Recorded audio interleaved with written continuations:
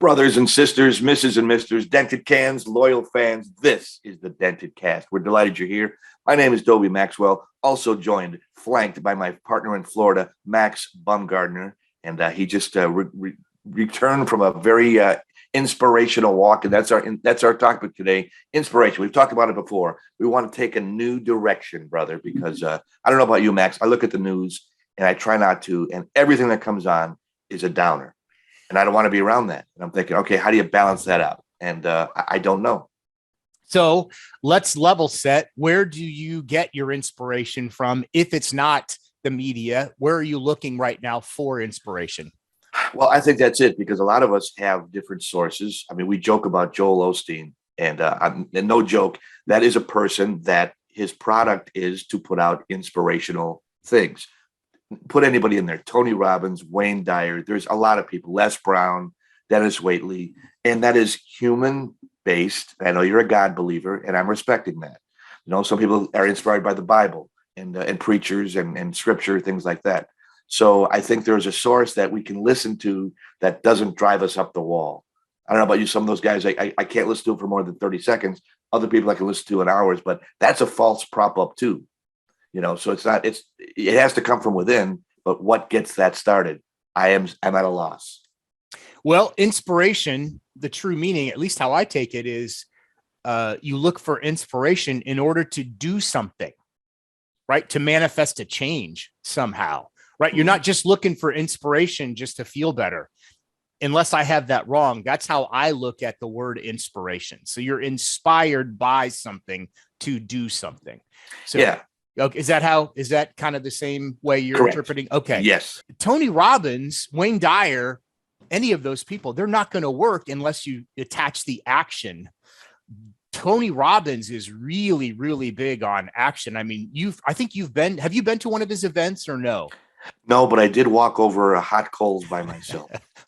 By mistake? Yeah. I was at a campfire one time. I had to go to the bathroom, and I thought, the shortcut is right through the fire. So I took my shoes and socks off. I invented a new dance. That's good. The white boy dance. Yeah. The windshield wiper dance. They're like, that guy, that has to be Mr. Lucky from Kentucky, man. He didn't even burn himself. Wow. What an amazing guy. So, but there's action attached to that. There really is. And Wayne Dyer, you can listen to, and maybe because you and I both like to drive. And sometimes we like to drive in total silence for hours. Sure. No one else in the car. You've talked about that. I've talked about that. I agree with you, by the way. I can drive a whole tank of gas out and not have one sound other than the hum of the engine and the external noises of the car. And you like it. I'm the same way. It takes a little ways to get used to that. So don't try this at home. Don't just get in your car, fill up your tank, and head toward an ocean. Yeah. You might go nuts, but it takes a little conditioning to get to that point. But if you're listening to somebody in those moments, let's say you're driving down the road and you're listening to somebody and you don't attach the action part, they don't inspire you enough to make a change, then to me, I feel like it's kind of a waste of time.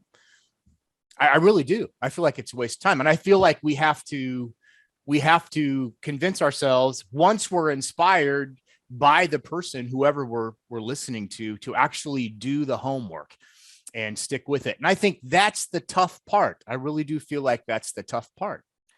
Always a tough part. It's like looking at a cookbook and you see all these great ingredients, but you got to buy the ingredients, put them together, cook them in your kitchen.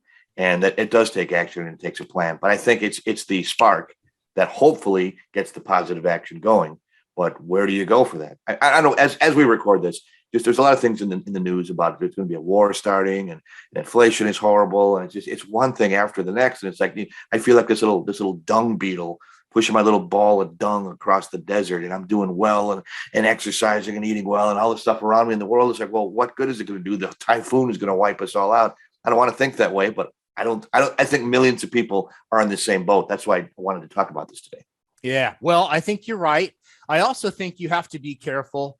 Like I was saying to you, you have to be careful where you look for inspiration. Something's happened to me recently. I mean, I've changed a great deal. Just my focus has changed a great deal. And things that used to inspire me no longer do. So, for instance, there used to be artists that inspired me or made me feel a certain way. I'm going to bring one up right now. To me, could not be more of a moron. And his name's Kid Rock. And I used to love Kid Rock's music. I did. There's a few of his songs, and I loved how it made me feel. I had to be right in the mood for it, but we played it on the radio. I played it live for live events and stuff like that. And I liked it, but I think he is an idiot. I mean, there's been posts lately on social media with him just inebriated, drunk, and holding a flag and saying what he's going to do. And it's laced with F words and who he's going to take on. And he's the same mentality of the people that tried to take the Capitol, that all those morons that tried to take over the Capitol. And so my whole point with this is you have to be really, the US Capitol is what I'm talking about. You have to be really careful where you're going for inspiration. Another example would be Glenn Beck. I used to like Glenn Beck's radio show 15 years ago because I thought it was entertaining because he was conspiracy theorist, just enough crazy to make it really entertaining. It was highly produced and it was good. I was flipping through the channels the other night here in Florida, and I went by him because I'm like, oh, that guy looks like Colonel Sanders. And then I flipped back and it was Glenn Beck, this bloated, he's only 3 years older than I am, this bloated, nasty, horrible, spitting out vitriol, talking about doomsday. The end is near, everybody. And oh, by the way, I have this book right here. I'd like to give it to you for free and save you, but I got to charge you something. What an asshole. I can't stand him. He is just exactly what's happening here. And people look to him for inspiration. People look to Kid Rock for inspiration. By the way, if you ever thought Kid Rock was from a trailer, from his famous line, I ain't straight out of Compton, I'm straight out the trailer.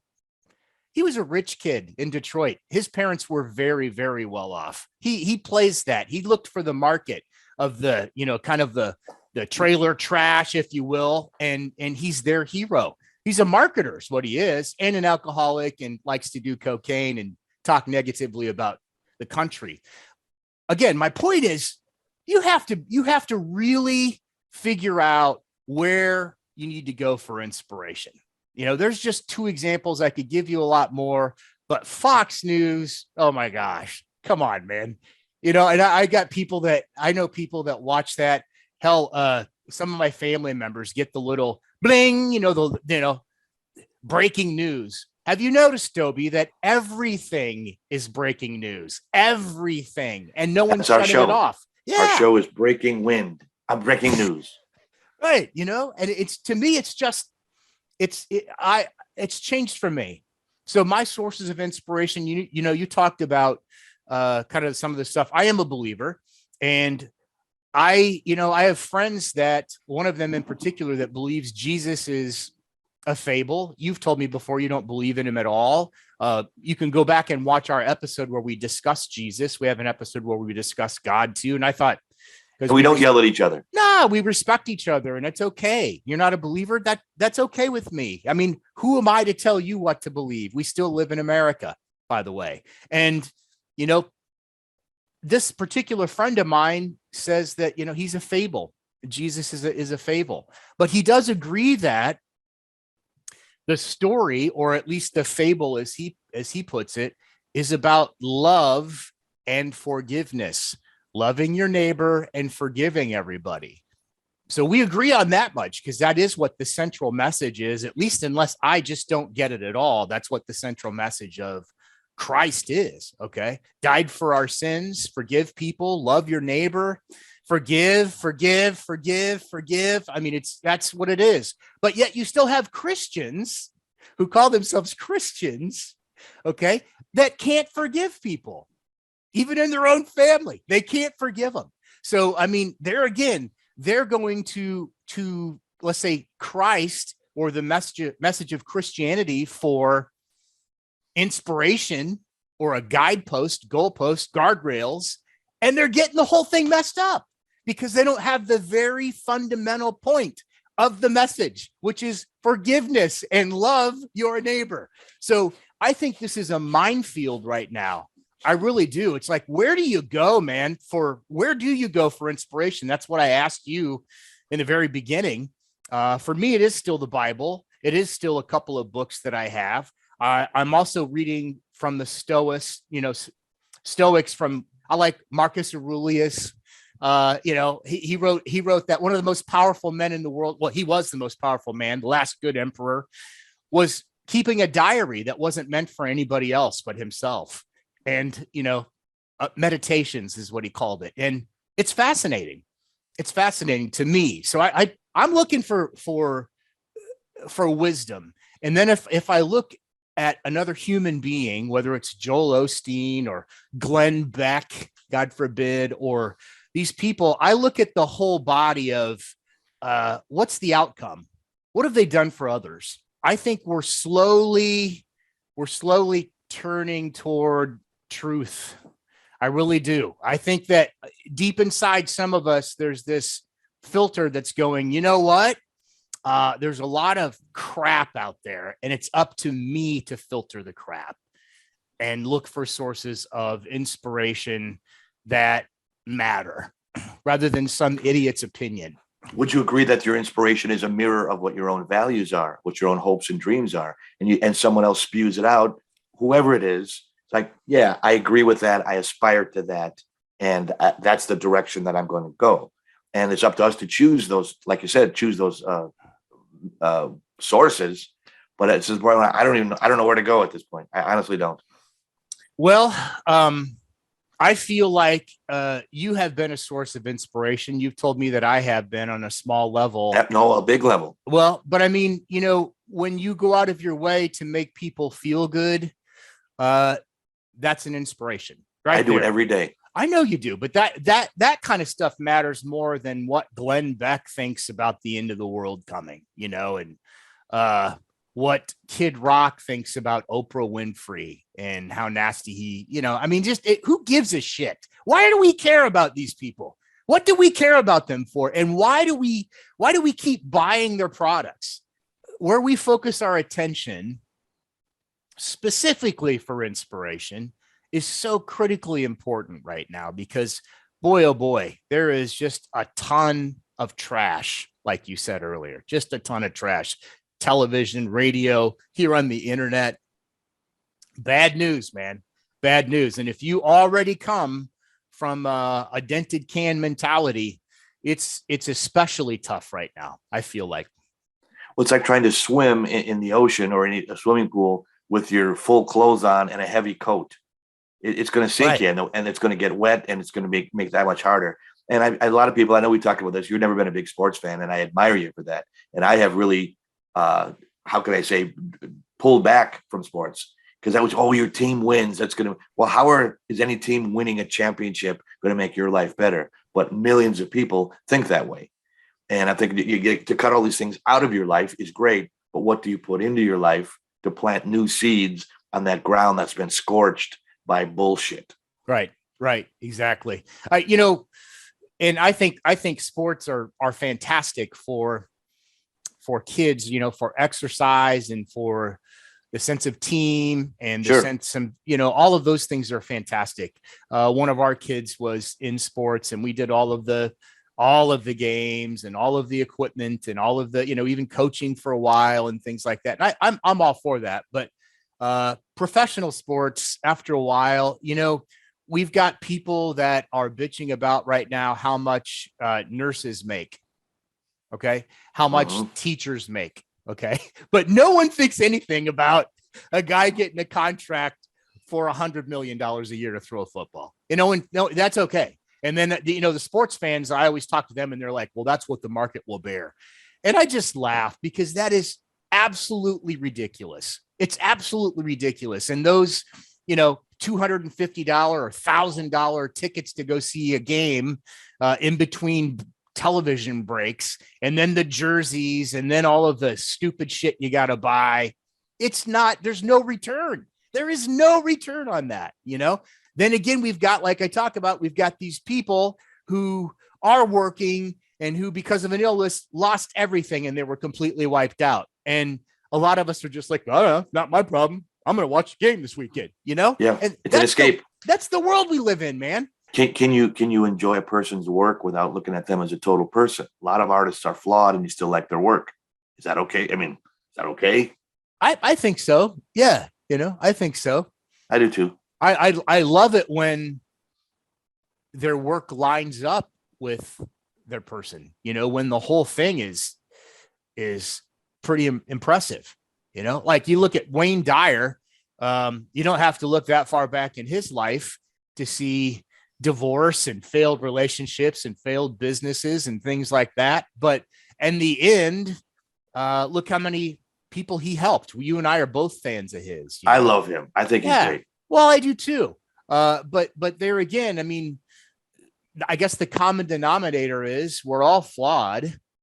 And as soon as we all realize that, the easier it gets.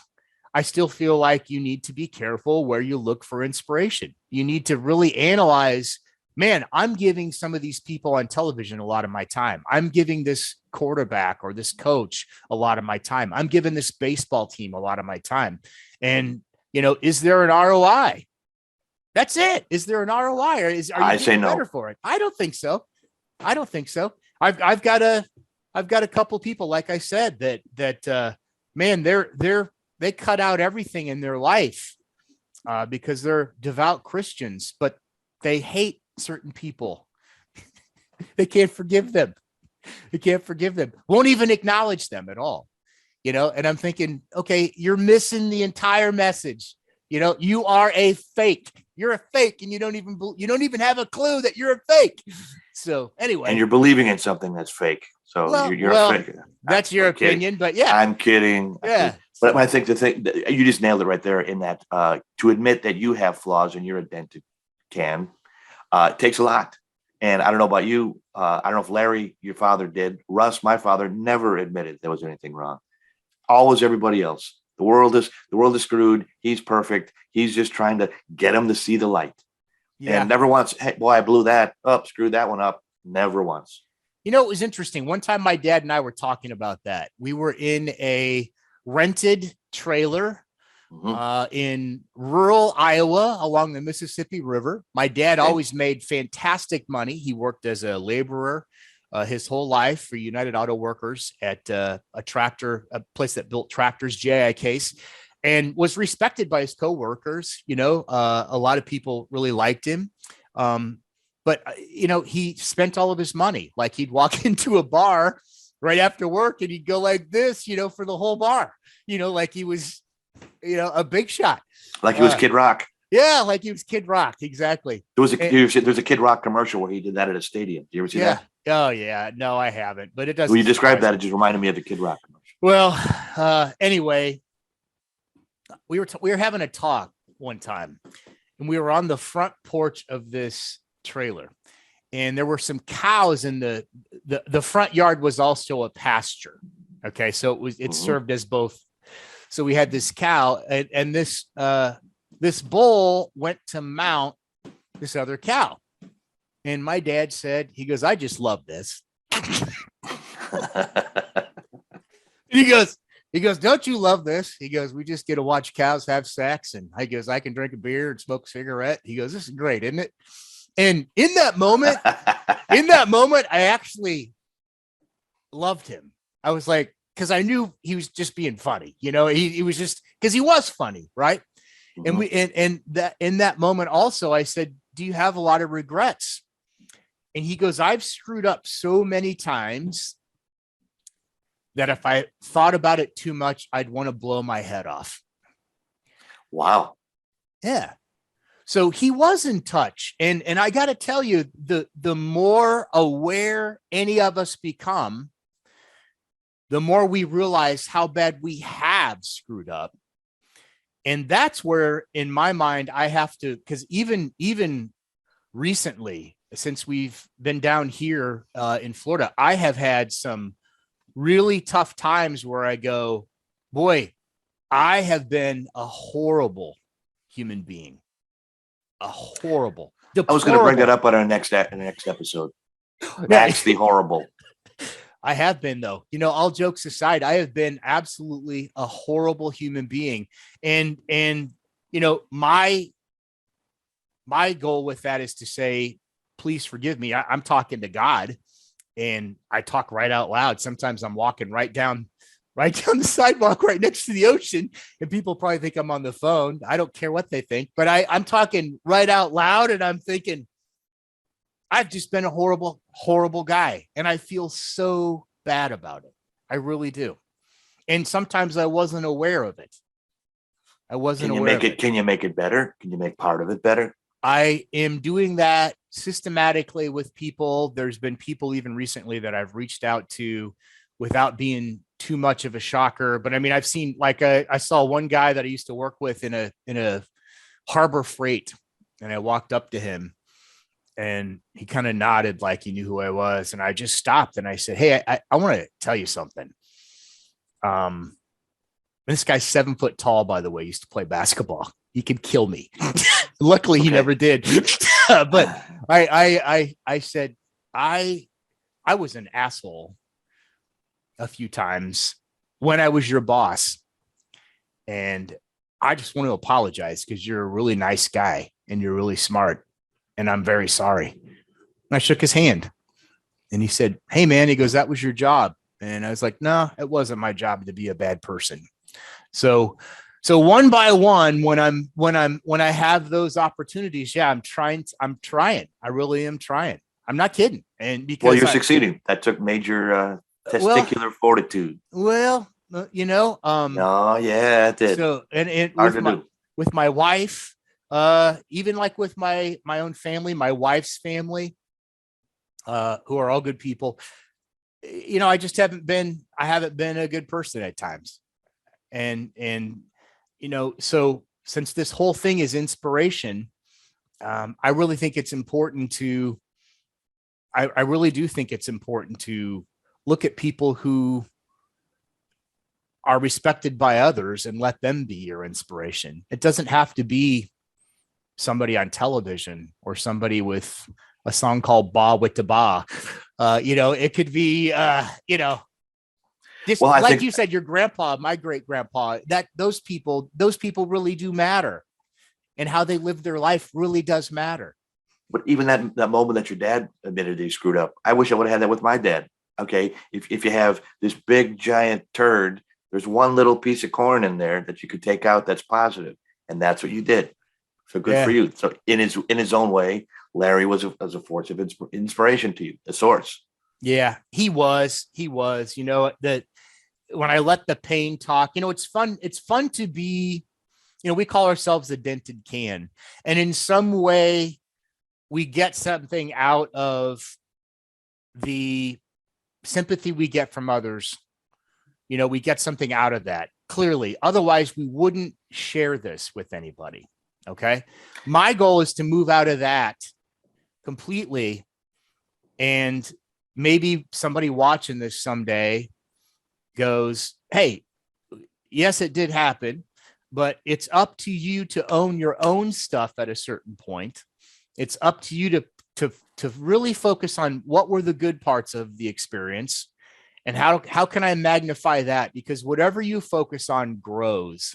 So if you focus on all the negativity, that grows. If you focus on the positivity, that grows. And that's been my experience even lately. The positive stuff in life, putting stuff down, has really has changed a lot in my life.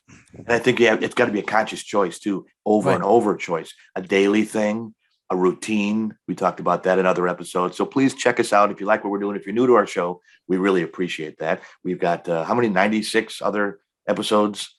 So if you like us, dig in. If you hate us, tell someone you can't stand to tune us in.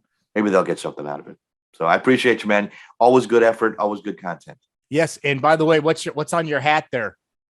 My hat here is the Just My Type podcast. If you or anybody knows someone with diabetes, type 1 or type 2, you can check that out. We're trying to do the same thing for diabetes that you and I are trying to do for dented cans. Well, I wish you luck. I got to catch an episode. I think it was your first episode, and I think you guys do a nice job. So I wish you nothing but good vibes, buddy.